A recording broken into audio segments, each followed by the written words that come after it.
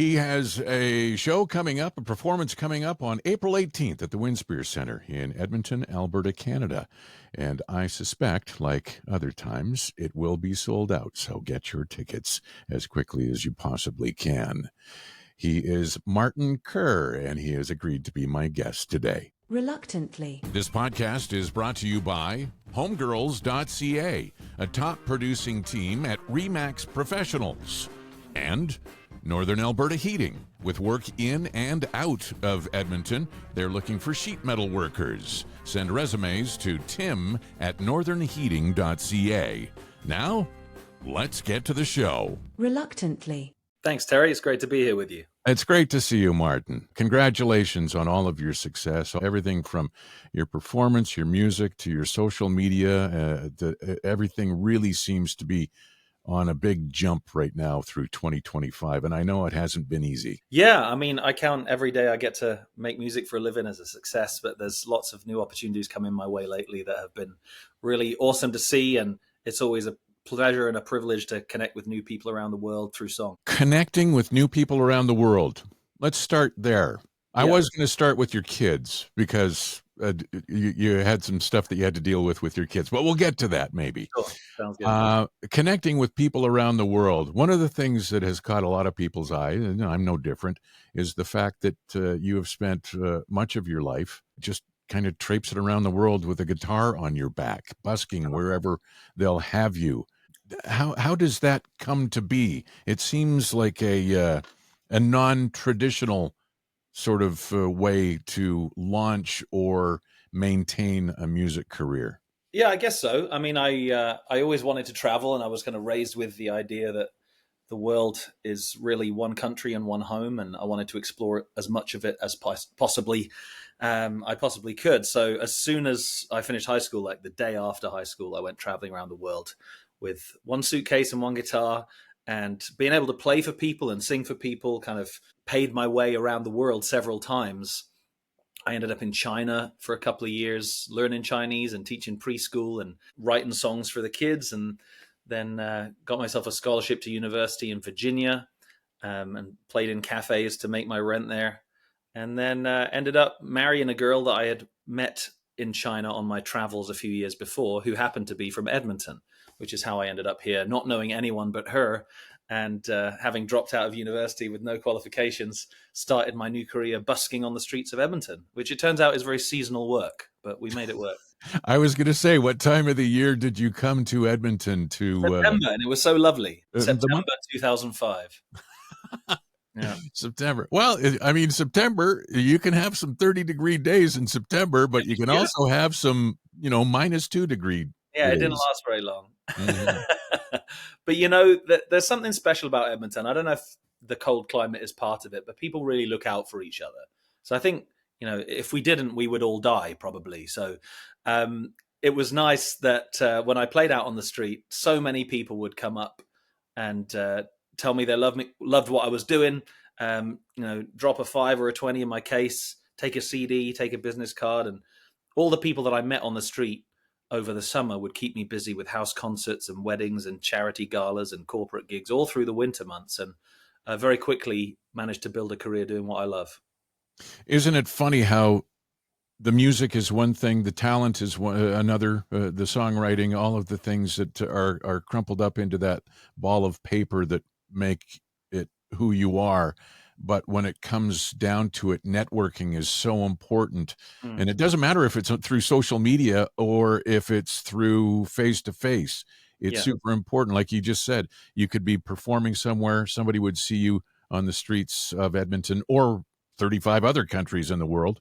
And then all of a sudden that winter, you're in a warm place and you're looking over and it's their house. It's pretty cool. Music manages to connect us heart to heart. And that can happen on the street or in a living room or on a big concert stage or through social media. And a lot of the connections I've been making this year so far have been on social media, in the States and in Europe and around the world. Gone from like 40,000 followers before Christmas to about 500,000 across all the platforms right now, which is kind of crazy. Has it happened that quickly? Like just Christmas 2024 so basically 4 months you've gone from 50,000 to 500,000. Yeah, it's been that crazy. Do you attribute that to, I mean, it has to give you a little bit of a thing where you can puff your chest out and say, hey, look at what I'm doing. There's value to other people. Not only do I believe in what I'm doing, and I know that's a struggle sometimes because everybody wants to see the success happening. But when you see other people believing in you, it kind of makes you arch your back and stick your chest out, huh? I wouldn't use those words, but it certainly makes me want to keep going, and it makes me know that what I'm doing is worthwhile. And that's kind of a constant struggle as an artist, I think. It's like, what am I doing with my life on the quiet days? Because you do something that you love and that you believe in, and you hope that others love it and believe in it too. So when you get those confirmations every day of messages and comments from people around the world saying they love what you're doing, absolutely, it feels amazing, and it makes you want to do more. And it's very similar to my experience playing on the street. You know, you show up every day and offer something that you have to offer as beautifully and honestly as you can, and just open your case for the world to support you back. And it's been wonderful to see how freely that's been happening and the connections that it's led to. Reluctantly. This podcast is reluctantly sponsored by the real estate team of homegirls.ca, a top producing team at Remax Professionals. If you are buying or selling in the Edmonton area, Shauna and Bonnie can handle everything with strong industry connections to mortgage brokers, home inspectors, lawyers, and contractors to support every step. They can sell your current home and find your new place, whether you're expanding as a family, downsizing as empty nesters, or looking for a commercial space for your growing business. I also know they can help you find your new place in the Edmonton region if you're migrating from Ontario, BC, or any other part of Canada for that matter. I first met Shauna and Bonnie 10 years ago when we were beginning to downsize, and they have been our trusted real estate advisors through buying and selling no less than 6 properties. I've also recommended them to many friends who want real, relatable people with a personalized, hands-on approach. New home, investment, recreational, even commercial. Homegirls.ca is the website. Email info is there, and you can call them at 780-517-HOME. Reluctantly. Growing up, I'm assuming from being born in Oakham in the UK, growing up and then finishing school, so 17, 18, and then away you're gone with a suitcase and off to China. Oakham, I'm not familiar with the area because I've never been to the UK. I've been to Scotland and St. Andrews and Glasgow. And it's one of those little market towns that nobody's heard of, and there's thousands of them in England, but it's about 2 hours north of London. And that's what I was going to ask, because, you know, you have Manchester and Liverpool up to the northwest, and you've got Birmingham. It does seem to be kind of in a sort of a nowhere. Middle of nowhere, exactly. And it felt that way growing up, that we were quite isolated. But in reality, when you've traveled the world and lived in a huge country like Canada or China, you realize everything was just down the road. It was 2 hours to London, and I probably went there a handful of times in my whole childhood because it was so far away. I almost want to liken it to where I grew up. I grew up in a small town in British Columbia called Creston, BC, and there was a brewery and there was a sawmill. It seemed like if you could get on at the brewery or the sawmill, it was you were doing all right. And maybe you could work at Overweighty, the grocery store, because it was union and there was that thing. And so, but there were only so many jobs to go around in a town of 3,000 or 4,000 people. So there was a yearning to leave. Was there that sort of thing in Oakham as well? For me, absolutely. I was very lucky that, you know, my parents weren't from there. And so we always went back to Scotland for our holidays. They really saw themselves as world citizens and wanted to raise us that way. So any extra money or time that they had, they would spend it showing us the world, whether it was driving around Europe for a week, sleeping in the back of the car, and eating sausages and muesli. I remember that very vividly when I was 5 or 6. We spent several weeks doing that, and I think we did like 10 countries in 2 weeks or something. So having these experiences of the world being a place to explore and adventure and make new friends was very liberating, coming from a small town where you saw the same people all the time. But it was a really nice balance, actually, because it's great to be in that kind of small, friendly place where you grow up with the same kids and play with them on the soccer team, but also have a window to the world and an opportunity to travel. Do you go back? Not to Oakham. I haven't been back for about 10 years, but I do get back to the UK once a year. My family's back in Scotland now, where they were originally from. So that's usually where we head to. But as I say, it's a very small country, so we usually make a couple stops here and there, visiting other friends and showing my kids the kind of places that I grew up in. What part of Scotland are your parents in? They are really in the middle of nowhere, not even in a village. About half an hour south of Edinburgh. It's really beautiful countryside in the Scottish borders. Half of an hour. Is that the direction? I'm trying to think of when, because we stayed in Lukers, which is not far from St. Andrew's Golf Course, Okay. after coming across from Glasgow. Yeah, and then we headed up, because we did go to see the Edinburgh Castle. Is it near Auchtermuchty? Auchtermuchty. The home of the Proclaimers. There's some amazing place names in Britain. Yeah. We always have a good laugh looking through the map. Are they close to Auchtermuchty, the home of the Proclaimers? Not really, no. Oh, but okay. we do love the Proclaimers. My wife's family, my wife's maiden name is Campbell, so the Castle Campbell. We've spent some time there with my brother-in-law and my father-in-law, so that was what our trip was. And some golf. That's one of the great clans. So you finish school, you're 17, 18, you pick up a suitcase and a guitar, and away you go to China. You said you learned Chinese. Was it Mandarin that you learned, or That's right, yeah. Is it not one of the most difficult languages to learn? At first it is, because it's so different. It's when you learn a European language, you can kind of translate in your head because there's so many similarities and these languages evolve together, but Chinese evolved totally separately. And so you're really starting from scratch. And in the beginning, every word sounds pretty much the same and every face kind of looks the same. But after a few months, you start to adjust and see the subtleties. It's kind of like listening to jazz music. Like you have to get into it before you appreciate the subtleties.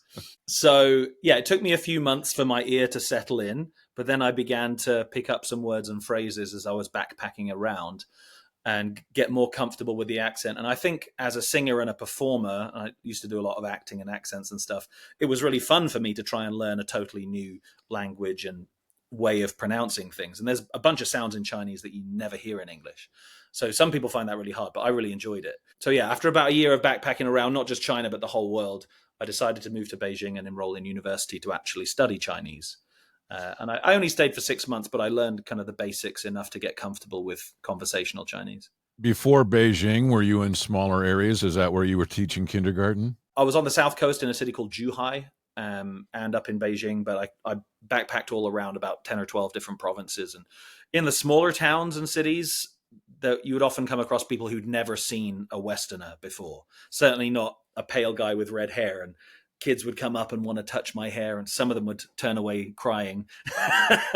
So it was quite the experience to be in these enormous cities of 20 million people, and also to feel a bit like an alien when you went to the small towns. But the people of China were so welcoming and kind and hospitable, and I felt so safe there, actually. Out of all the places that I've traveled, I've never really felt safer than when I was in China.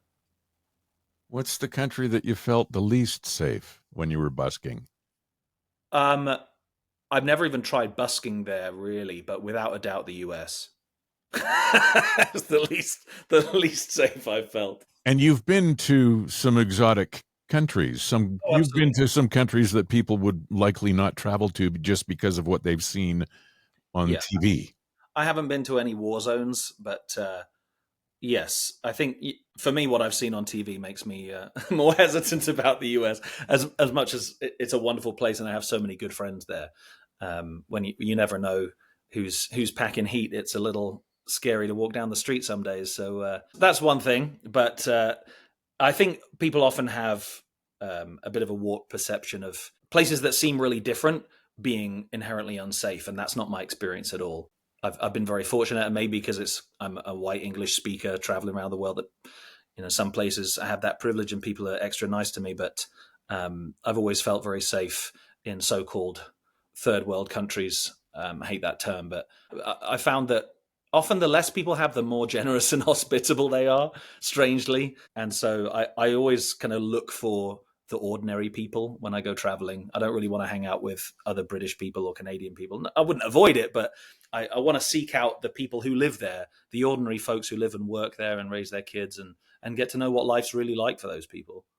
It can be a remarkable experience to be with the people who are not in the tourist zones, are not, they're the working folk of the country. I experienced the same sort of thing in Mexico and in Jamaica.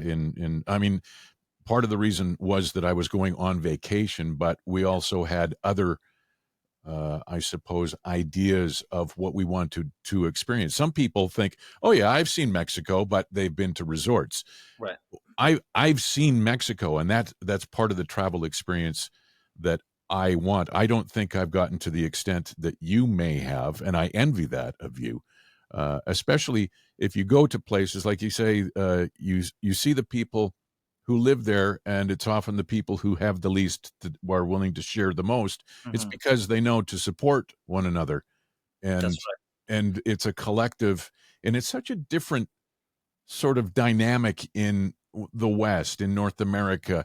And we see that particularly with the immigrants that come with multi-generational homes Yep. and that sort of thing, how they don't want to get away from their parents. They want to embrace their family, their grandfather, their grandmother, their great-grandparents, and that sort of thing. And they all live under the same house and all eat Sure. together. And they Community and family can be a lot stronger in more traditional cultures in some way. I mean, we're very lucky in so many ways here, but there's definitely been a long process over the last century or so of individualization, part of the whole corporatization of our lives and commercialization of our lives. You can sell a lot more stuff to people if every family is just two people and their kids, or sometimes households of one, if everybody needs to have all of their own stuff. So that's something that we've suffered under, I think, kind of emotionally and spiritually and community wise. The more stuff that we've accumulated, the more it's kind of pushed us away from each other in some ways. So I try to be conscious of that in my life, and make space and time for community. And I'm very lucky doing the work that I do, that it's kind of built around community. Like there's not much point in doing a show for nobody, and people invite me to their community events, and I get to plug into things that are already happening. So it's quite nourishing, really. And that community, I'm sure, helps out with your art or contributes to your art as well.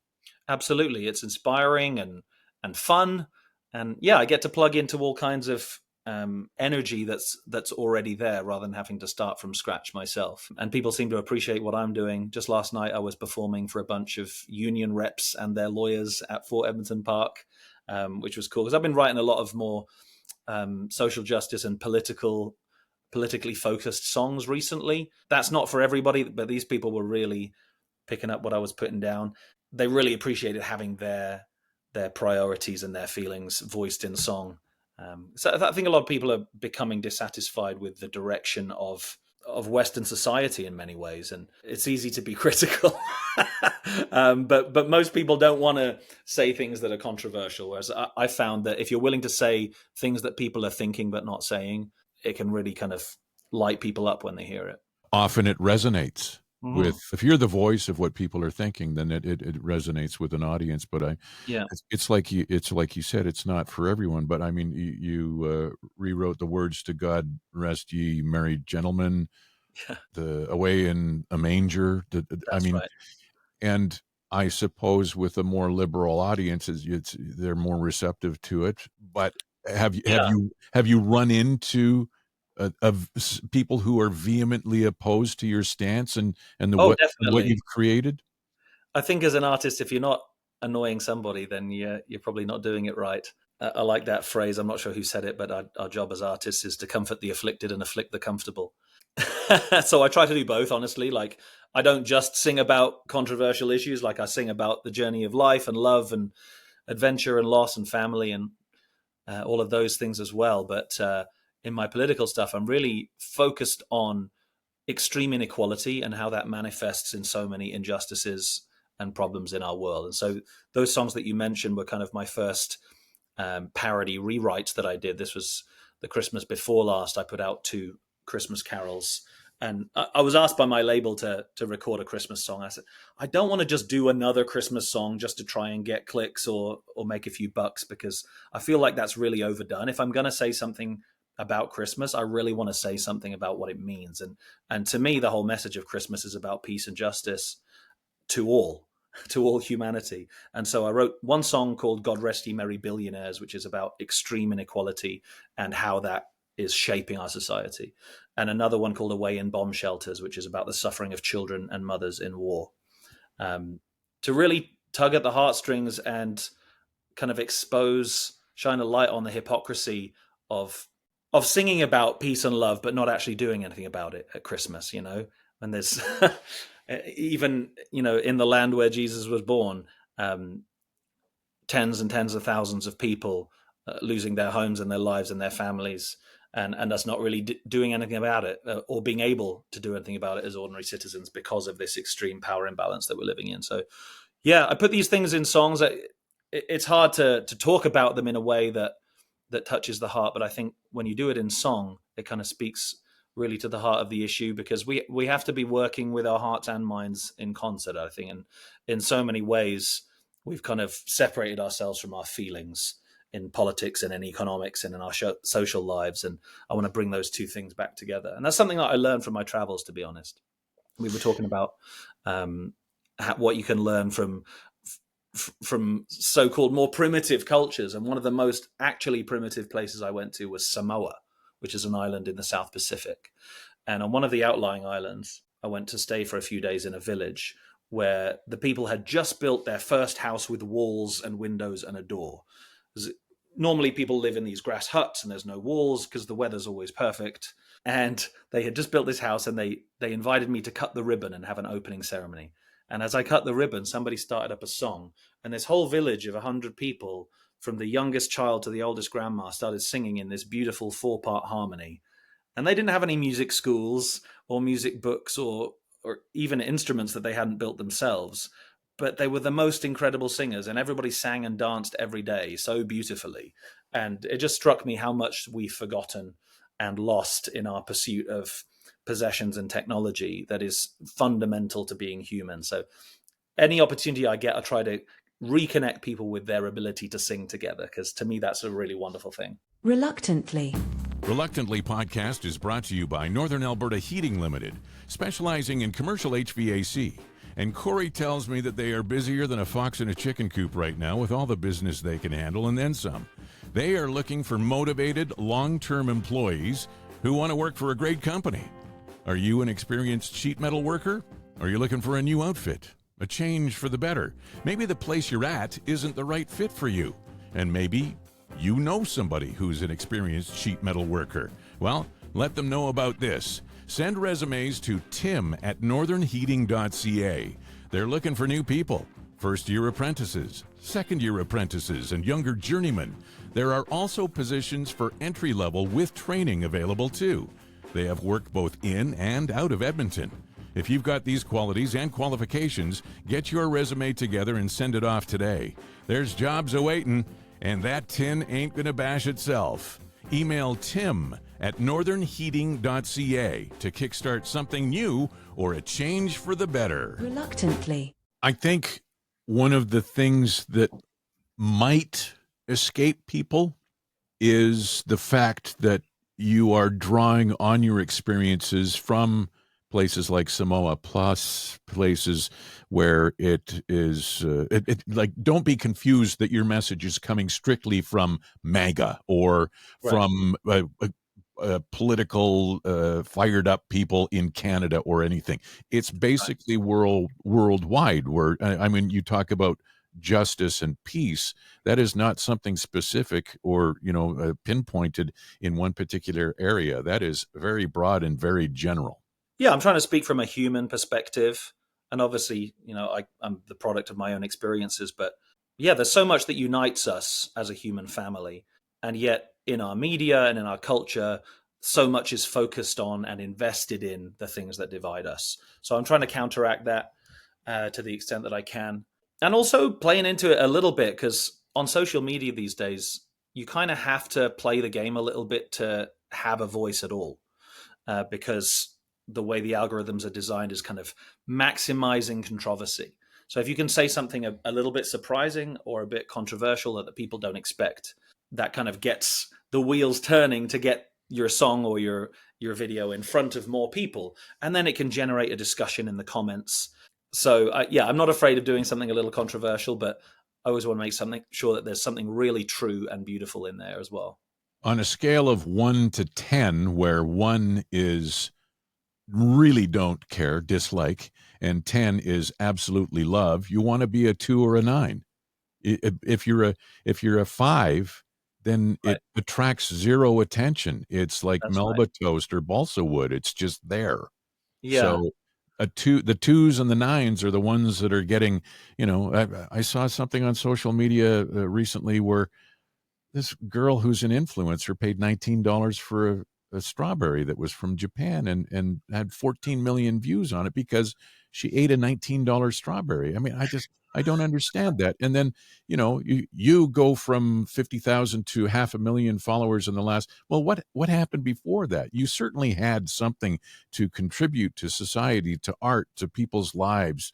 You could connect people through your outspoken lyrics and then your other abilities and talents. It just baffles me that we will lap up a $19 strawberry being Yeah. eaten by a 20-year-old influencer when we see talent and drive and passion and desire that is going sometimes unnoticed. Yeah. Like I say, I think the algorithms are designed that way. And beforehand, I wasn't really learning to play the game, or wasn't willing to. And some of that was just showing up every day. Like when I was a busker, I showed up every day when it was physically possible to do so and sang on the street for people. And good things happened. Some days were better than others, but in general, good things happened. And the more I stuck at it, the better they got. And the same can be true on social media. You kind of figure it out as you go along, like most things in life. But you have to show up every day and keep posting and keep making those videos if you want to have a presence and a voice and an audience. And with some help from good friends of mine, I've been able to kind of increase my output and my presence on social media, and also learn what those things are that get people's attention in the first 2 seconds before they swipe away. And if you get their attention, then it's my opportunity to give them something real and meaningful. So not just eating a $19 strawberry and then, what's next after that? You just do crazy things every week, and maybe that's your thing, and people tune into you for that. But I'm trying to give people something beautiful, something true that touches their heart and their mind at the same time. And I've just learned that you have to show up every day, and you probably have to put a controversial caption on it for the first 3 seconds to grab their attention. And after that, you can get into the deep stuff. And the people who it's for, the people who want to be there, will subscribe to my newsletter or my Spotify or my YouTube for the long form stuff where we can have a nice chat like this, or they'll come to a concert where I can tell them all my stories and songs for 2 hours. And it's just a little window to connect with people. So I'm more comfortable seeing it that way, giving the algorithms a little bit of what they need to get the process going. I've never seen you live. I imagine what it might be. You strike me as a performer who has a story of the songs that he sings, and you like to regale the people with the story before the song, and then it's all about context. Is that true? Yeah, absolutely. I always enjoyed that about concerts that I went to. If you really get to know the songwriter and why they wrote this song, it's possible to talk too much, of course. But during my shows, I always like to tell a couple of stories and give people a little bit of insight into where these songs come from and who I am as an artist. But we make sure to have plenty of songs in there. It really is about the songs, but as you say, context really matters. And I find that you can help people listen to and appreciate a song if you give them a little bit of that context. I've read things where you've been referred to as a folk troubadour, a coffee house favorite, likely because of the genre and primarily piano, guitar sort of thing. Do you have any other instruments? Are you prolific at any other instruments? I'm mainly a guitar player and a singer and songwriter. I hack away. I play a few songs on the piano, but that's about it. But at my show, I'll have my piano player Ari with me and some backing vocalists. So it's going to be guitar, piano, and harmonies, basically, kind of an unplugged band. So the Winspear Center has incredible acoustics. Mm-hmm. And the harmonies just really come to life in a room like that. So I wanted to kind of showcase those. And the songs that I'm doing right now are quite intimate and personal, and so an intimate arrangement like that really works, I think, on that stage. So I'm very excited to sing in that room again. It's one of the finest concert halls in the country, if not the world, and it's always a pleasure to play there. I'm going to remind everyone listening, it's Friday, April 18th at the Wind Spear. If you're listening to this podcast after April 18th, you can go to martinkerrmusic.com to find out where he might be playing anywhere in the world near you. Absolutely. We're talking about the labels, whether they be fair or unfair, false or true, whatever the case. Coffee house favorite, folk troubadour. Do you ever? You said it's like an acoustic band, a stripped down band. Do you fire it up electrically from time to time, to whether it be a formal performance, something like the Wind Spear, or somebody's backyard for a house party, a house concert? On the bigger stages, sometimes like we'll bring like the full 7-piece band and rock out a bit more, especially for those kind of standing room festival vibes. But for the Wind Spear, it's more of a kind of a comfy chair, beautiful atmosphere vibe. So we keep it fairly mellow. But there's always a bit of clapping and singing along, and I really enjoy kind of the emotional arc of a show. So there's got to be highs and lows emotionally and sonically. So I enjoy kind of taking people on a journey throughout the show. But yeah, there are times when we've got an electric guitar player or two and a powerful drummer and stuff on stage with me. I did a version of "In the Air Tonight" by Phil Collins. Oh, wow. Yeah, I did like a mellow acoustic version of it. And then, the big drum fill that's so iconic halfway through the song. It's like 2/3 of the way through the song. We had a bit of a false ending there where like I finish what seems to be the end of the song, mellow acoustic solo, and put my guitar down, and then the drum fill comes in, and the band kicks in and everyone goes crazy. So that was really fun at some of the summer festivals last year. But I actually just wrote a new version of that song. I heard, called "On the Air Tonight." Donald. I can hear you lying on the air tonight, Donald. Because to me, the most fundamental value in life, in business, in politics is truthfulness. If you can't trust people to tell you the truth, you can't trust anything.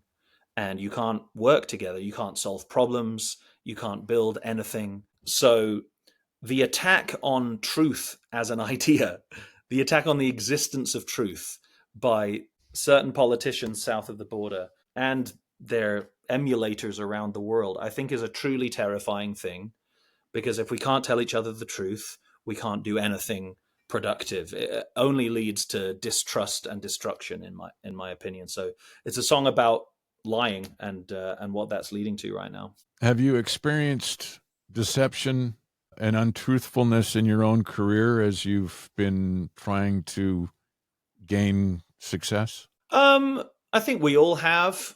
I've been very lucky. I tend to be surrounded by really good people. And I really do believe that most people are mostly good. And I always try to look for the best in people. And, if people repeatedly show you that they can't be trusted, then sometimes you just have to move on and cut them out of your life. But that's happened to me very, very rarely. And I think if you encourage the best in people, it's likely to come out. But there's certainly folks out there that you got to be wary of. And in the music business, I think there's a lot of people that want to make a living off of artists and sometimes their well-meaning parents, by promising the world, by promising that they know exactly how to have success. And the truth is, and kind of the higher up I've got on the totem pole, the more I've realized that nobody knows what they're doing. Everyone's making it up as they go along, including the major labels. And yeah, they may have a track record, but previous success is no guarantee of future success, because things are changing all the time. And that's kind of the one constant in music and culture, is that people are always looking for something new. And the way that things worked last year maybe won't work this year. So I think you've really got to be present and conscious of what's going on, and stay focused on that heart-to-heart connection and how you can inspire people through your work. And if you focus on that, I think everything else eventually falls into place. You talked about from time to time having the full 7-piece band. Where did you collect your musicians from? Was it from the Edmonton area, or has it been from all over? Yeah, there's a ton of talent in Edmonton, and we have new people come into the city from all over the world all the time. So actually, a lot of my bandmates, like me, are not from here originally.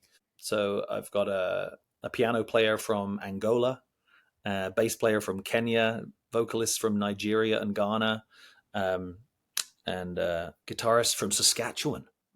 Very exotic. But all kinds of people make their homes in Edmonton, and I think there's a great deal of talent here. And I found that the music scene here is a really supportive place. Sometimes people get the idea that the music scene is very dog eat dog and you're going to watch your back and stuff. But my experience, at least in Edmonton, has been that people just want to help. If you show up to an open mic or a songwriter circle or something as a brand new person, as I did in 2005, tell people what you're doing and what you want to do. They're like, oh, I know this guy. You should meet this person. Maybe we could work together. And it's very collaborative and people want to introduce each other. So I've been really, really pleased with how much people have kind of come out of the woodwork, both as fans and as musicians, to get behind what I'm doing. With the musicians that are from the continent of Africa that you have in your band, how much time did you spend, if any, in Africa while you were busking through those 35 countries? Was almost none. I've spent like 10 days in Morocco and a day in Egypt, but that's culturally quite different to the rest of Africa. So that's a continent that I would love to explore more in the future, maybe with my kids. Do you find with the musicians that are from that region that you think you might have an opportunity similar to what Paul Simon has experienced with the Graceland album, and then what he subsequently went on to release, and how he was influenced by the music from there? That was an amazing album and one of my favorites growing up. Oh, for sure, yeah. The collaboration with Ladysmith Black Mambazo was incredible, and I think people still love those songs and that kind of fusion of cultures. So yeah, I'm very interested in that, and I like the fusion of culture that comes with playing from musicians from different countries. What I particularly love about my bandmates from Africa, and like to say Africa is kind of ridiculous because it's an enormous continent with 50 different countries and thousands of languages, but there is kind of a common thread of exuberance, not just like technical and musical mastery, but real joy and exuberance on stage that I just love. We have, especially kind of in the indie folk scene and in the West, it's kind of cool to not try very hard, and to look like you don't care. And what I love about my bandmates is that they just love every minute being on stage, and you can see it shining out of them as they play and sing. And that energy is infectious, and the crowd loves it. So I think that's something special about playing with my band. Just recently, Canadian Idol fired up for another season, and I know in 2005, yeah, it did. Wow. Shania Twain's one of the judges. Lindsay L, country music stars. Yeah, she's from Calgary, I believe. She's the host, and Howie Mandel and everything. And you came here in 2005 from the UK, or from your travels, let's put it that way. And then in 2008, you ended up on Canadian Idol. Was that an okay experience for you, or was it something that you kind of push and think, okay, that was like, you can learn from everything, kind of, if you know what I mean? Kind of the latter, yeah. It was fun in parts, and it was difficult in parts, and I definitely learned from the experience. It's something that I've really tried to move on from, because, of course, it's a show where you go and you sing half of a cover song, and then they spend 5 minutes talking about how you did. So I didn't find it was really conducive to artistry and individuality. It's really a game show, and the people who've done well from it, good for them. But I think most people that go through that process, it doesn't turn into a music career for them. And I actually found I made a lot more progress after I got kicked off the show and redoubled my efforts and really dedicated myself to playing on the streets of Edmonton. I saw a lot more uptick and sustainable growth from my career from busking than I did from being on the TV for a few weeks. And it's kind of a 15 minutes of fame thing, for a couple of weeks afterwards, people were recognizing me in the supermarket and saying, hey, you were on Canadian Idol, well done, or something. But yeah, the thing that it really taught me is that exposure is not really worth that much. It's not what it's cracked up to be, because success in life and in music is really not about exposure, but about connection. And singing somebody else's song for a minute and a half and then getting judged on it on TV was not building a connection heart to heart for from me to the audience, not something that was sustainable. So it taught me not to over prioritize that in my life and my work, and to really prioritize authenticity, because that's what people respond to in the long term. Would you like to know my thoughts on these singing competitions? Yeah, sure. They have these big stars that are judges, when the illusion is they're trying to make big stars out of the talent that's on the show. Yeah. And I think you kind of hit it on the head, where you go out for a minute and a half and sing a cover version, and then they spend 5 minutes talking about your performance. Yeah. Why don't they let you, even if it is a cover version, I mean, The whole song. first of all, let them sing the whole song and let them only talk about your performance for 2 minutes, Yeah. Or let you sing an original song, and then basically you're standing you're standing in front of the world with your dick hanging out, and then that's you. This is me. This is the genuine me. Now judge me if you will, and let other people judge as well, and then let that dictate where you go from here, instead of, you'll get this residency or a cash prize or whatever. I think too much emphasis is placed on the celebrity judges Totally. compared to the talent that's actually making up the show. I agree. Yeah. And I think as an audience member, I'm surprised that the show is coming back, to be honest, because that show failed financially. I was on the final season of it, and then they decided to cut it. It was back in 2008. But they're bringing it back when TV audiences are way lower than they were back then. So they must have a new model for doing it. But I would much rather see people singing original songs, or some kind of like songwriting boot camp where they're, the artists are working with great songwriters to refine and produce an original song that can be showcased to the audience. I think that would be much more interesting than this continued gamification of the arts. 2017, did you feel like you were kind of treading water, and then in 2017 things started to... I've been doing the street performing thing for like 9 or 10 years, and the house concerts and the charity gigs that came as a result of that, but not really getting beyond Edmonton. I wasn't getting songs on the radio or playing the kind of venues and festivals that I dreamed of playing. So yeah, I did feel like I was treading water.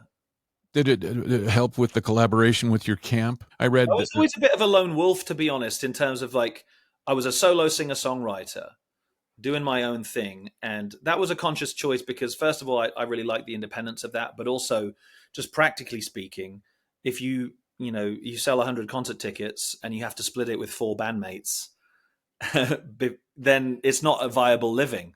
But if it's just one person, it can be a viable living. And that was kind of my priority. But in 2017, something changed, which was that a friend started helping me as my manager.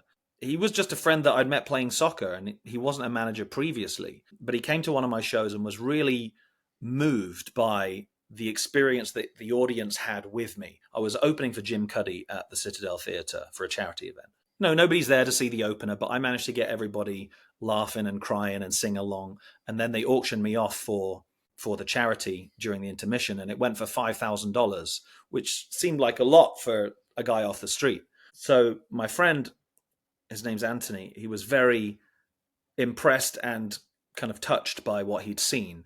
And the next day we were pushing our kids on the swings at the park, and he asked me, like, what do you want to do with your career? Because like, I think you could be doing bigger things. And I said, yeah, like, I've always wanted to do bigger things. Like, I'd like to be playing theatres like that every week instead of once in a blue moon. And we got talking about this idea that I'd had, which was that I thought I'd sung for so many people over the years on the streets. What if I could rent a theatre, and instead of buying a CD out of my guitar case, they could buy tickets to the next concert? What if I could rent the theatre and sell them the tickets? And it was like, but I've never taken the leap because I don't want to fail, and I've got nobody to help me. And he said, well, I'll help you. So he kind of made me take a chance on myself, and we drove down to the festival place in Sherwood Park, which is a 500-seat theatre, and I gathered up my busking change and put down the deposit on that theatre and bought the first 100 tickets myself. And Anthony came with me every Saturday at the market and every house concert that summer and sold tickets to people while I was singing. And together we sold out 500 tickets at Festival Place. And I was nervous as hell. It was the biggest thing I'd ever done in my life. More nervous than being on TV because it was my thing. But it was amazing. It was a great success. And then we had so much fun doing it that we decided to take the profits from that show and put it down on the Winspear Center, and sold that place out 6 months later. So that was really the start of a new chapter in my career. And having someone beside me who believed in me and was willing to go to bat for me and give me the courage to do things that I wouldn't have done by myself really changed the game for me. Some big opportunities have come my way since we started working together. And, he's still my manager now, 8 or 9 years later. And so I'm very lucky to have a partner like that in my life. And obviously got my wife, who's an amazing support in another way. So yeah, I'm a lucky guy, and we've got big things on the horizon, playing the Winspear again, obviously, but also a bunch of festivals coming up. And some of the cool stuff that started happening is, like, especially now that I have a bigger social media presence, getting invited to open for bigger artists more often. I've opened for the Strumbellas and Walk Off the Earth and Sarah McLachlan and Johnny Reed and Blue Rodeo, Sarah Rodeo and McLachlan. Jim Cuddy. Yeah, Blue Rodeo was incredible. And an Irish pop star called Dermot Kennedy, who's one of my favorite artists. He's not a huge name here, but back in Dublin, he'll sell like 500,000 tickets. It's kind of insane. He's had #1 albums over there, and he did a tour of the hockey stadiums in Canada. And I got to open for him across 6 stadiums, which was an incredible experience. And I love the challenge of kind of trying to win over 10,000 new people that weren't there to see me. So it was really fun to see those people singing my songs and waving their lights in the air. Have you embraced the Canadian songwriter, the Sarah McLachlans, the Jim Cuddys, the Greg Keelers? I mean, they're legendary. Being from the UK, it just makes me wonder if there's still not an allegiance, but a draw. You're drawn to UK artists, or because they, I don't know, talk like you or something. Or, now that you've been in Canada since, for 20 years, are you drawn to that, or is it just universal? It's always been kind of universal for me. That there were Canadian songwriters like Leonard Cohen, for example, that I grew up listening to, and American songwriters and British artists as well, of course. But I've definitely gotten to know Canadian music better since moving here, like Bruce Cockburn and Blue Rodeo, two of my favorite artists that I hadn't heard of before I moved here. So getting to share stages with both of those has been incredible. So it's a very rich musical culture here. I think the weather has something to do with that. All those quiet winter nights of contemplation brings out the best in our poets and our musicians and our artists. So I think it's really important that we continue to support Canadian music and Canadian art. And that I think there really is a sense of national pride around Canadian music. And I love that, because it's not just for us, but Canada influences the world through its art as well. And I'm lucky to be a very small part of that. Your fans are influencing you. I see on your social media, you even reach out, you ask for them to contribute, and make sure that they know the importance of their contributions. Yeah, that's something I really learned from street performing, was just to make it easy for people to support you, because when you inspire them and you make their day, they want to give back to you. So, whether it's at the merch table, having a few different price points that everyone can afford to take something home with them, or having a fundraiser going for the next album. Or we just did a new thing in Belize last month where I took some fans on holiday with me, which was obviously a much bigger ticket item, but for some people it was like the trip of a lifetime. So yeah, it's kind of a metaphorical opening of the case on the street, just making it easy for people to support, whether it's buying a CD or just subscribing to my YouTube or my Spotify. There's lots of ways to support an artist. And if someone inspires you, I think it's good for both of you to give something back and kind of solidify that relationship. The Belize trip, how did you work with a travel agent, come up with that yourself? And are you planning on doing other trips to other destinations to bring fans and then perform while you're on the trip? Yeah, we're thinking about it for sure. It was kind of a trial run. I have a friend from around here who is part owner of a resort in Belize. So that was kind of the inspiration for it. He said, come down and do a couple shows at our beachfront restaurant, and we'll invite your fans to come stay at the resort. And basically, so me and my family got a free holiday in exchange for me singing a couple of concerts and inviting my fans. And that was a really nice trade. And I got to know some of my long-term and brand new fans a lot better during that week. So yeah, I'd love to do it again. We're figuring out the details, but it's a cool idea. And I see a lot of my favorite artists doing it on a bigger scale, like renting a whole resort or a cruise ship and taking their fans out with them. There's a lot of rock cruises going on right now, and it's that's why I asked if you had a travel agent working with you, because Not yet, no.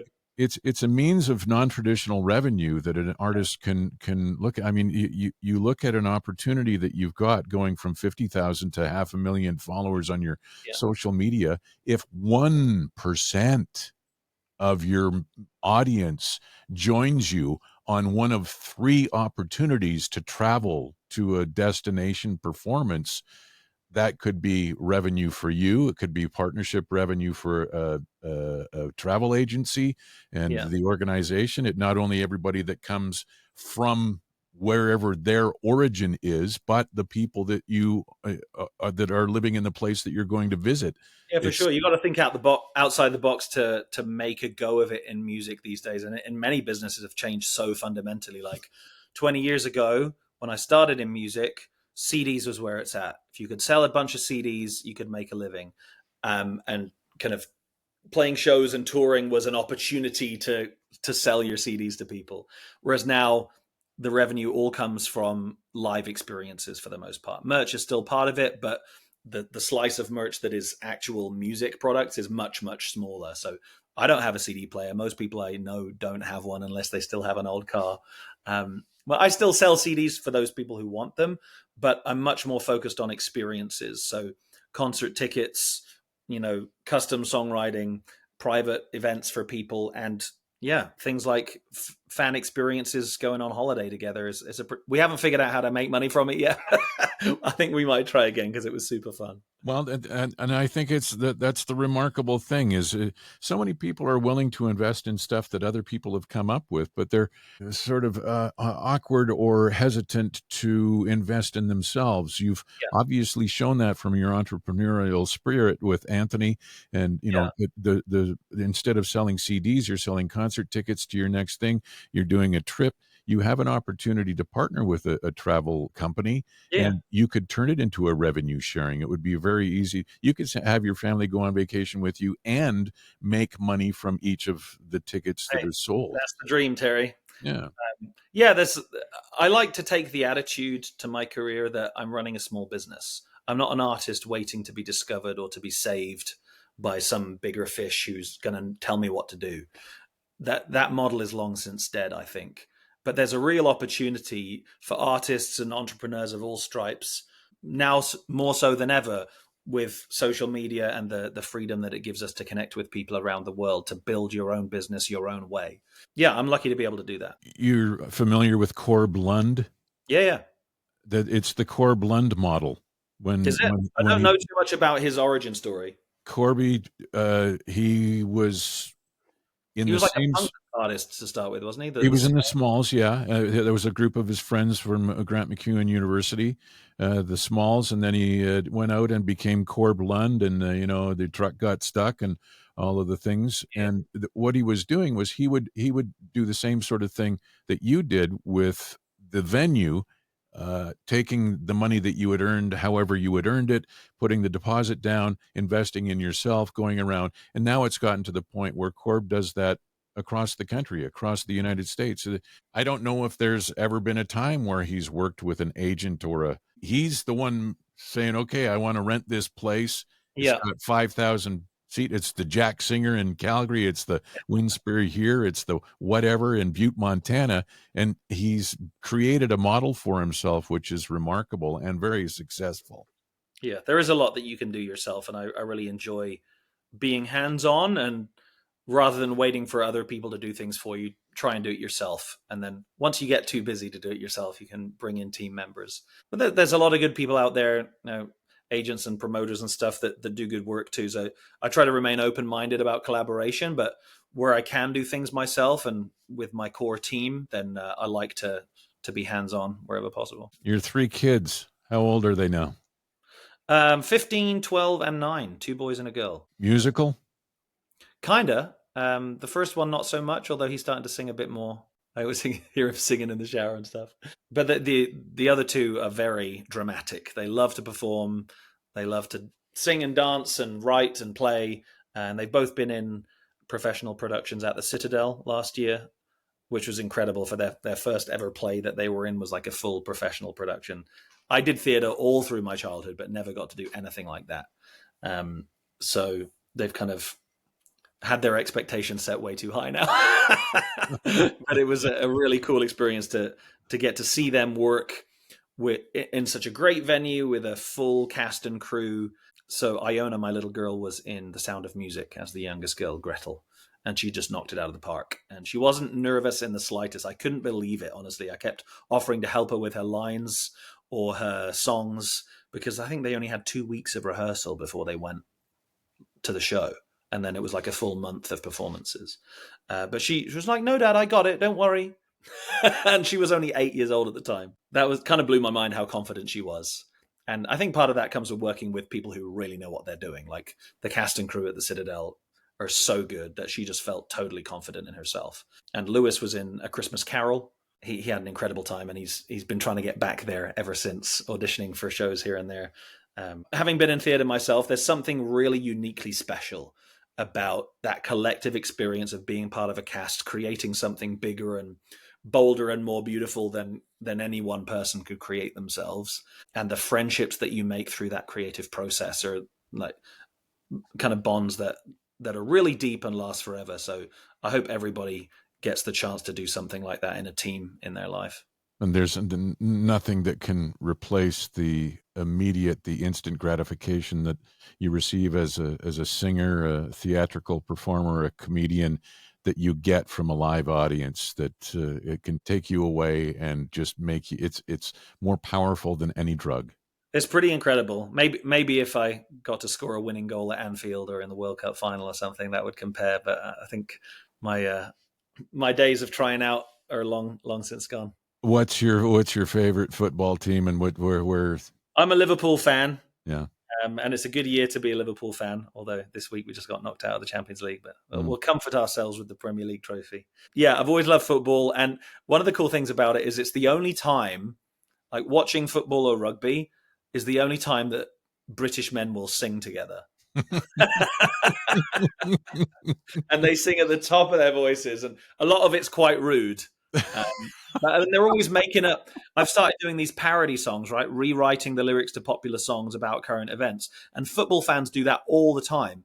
Every team has their own kind of roster of hilarious rewrites that they sing on the terraces about their players or opposition players or things that have happened in their history. So I kind of drew a bit of inspiration from that. Looking through your Spotify, you had 2 EPs in 2025, Wandering Days and What's Up America? Are those are both this year?